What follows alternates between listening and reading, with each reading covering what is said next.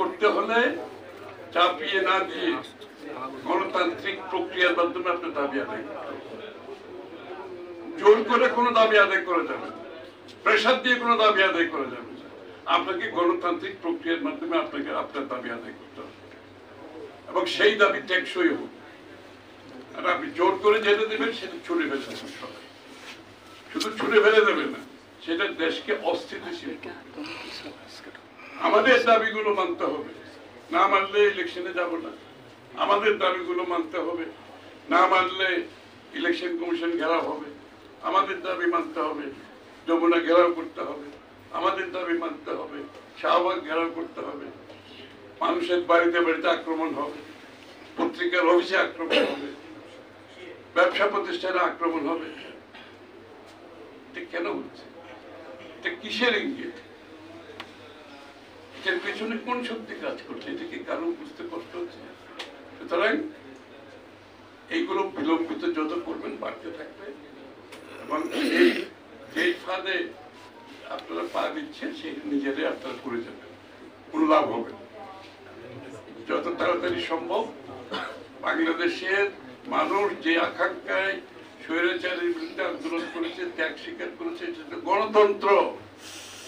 এটা আজকে গণতান্ত্রিক রাষ্ট্র পরিষদ যেটা উদ্যোগ দিয়েছে, গণতন্ত্র, এর বাইরে কোনো আনসার নাই।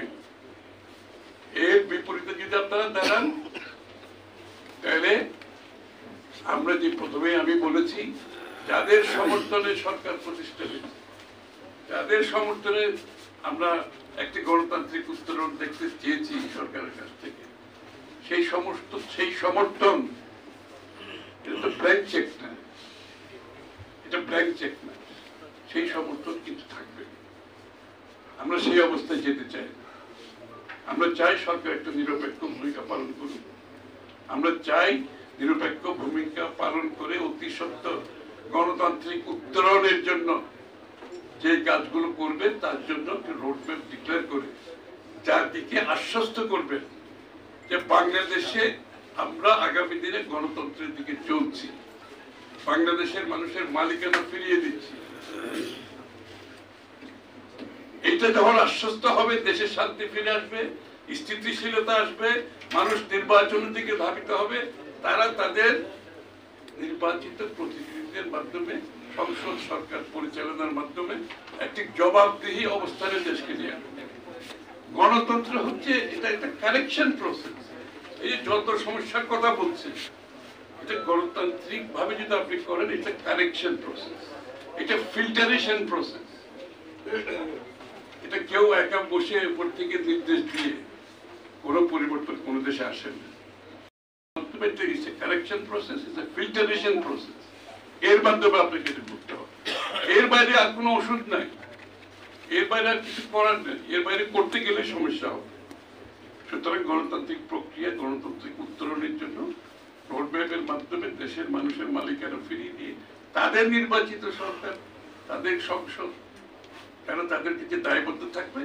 এই অবস্থা যত তাড়াতাড়ি আমরা দেশে আনতে পারবো, দেশ অত তাড়াতাড়ি একটা স্থিতিশীলতার দিকে, একটি মুক্ত রাজনৈতিক পরিবেশের দিকে যাবে, যেখানে সবাই মুক্তভাবে কথা বলতে পারবে। এবং শেষ কথা আমি বলছি, এটা আমাদের সবাইকে অনুধাবন করতে হবে, রাজনীতিবিদদের এটা অনুধাবন করতে হবে। আগামীর রাজনীতি আগের রাজনীতির মতো হবে না। আগামীর রাজনীতিটা সত্যিকার অর্থে পরিবর্তনশীল, মানুষের আকাঙ্ক্ষা পূরণের রাজনীতি করতে হবে। এবং যে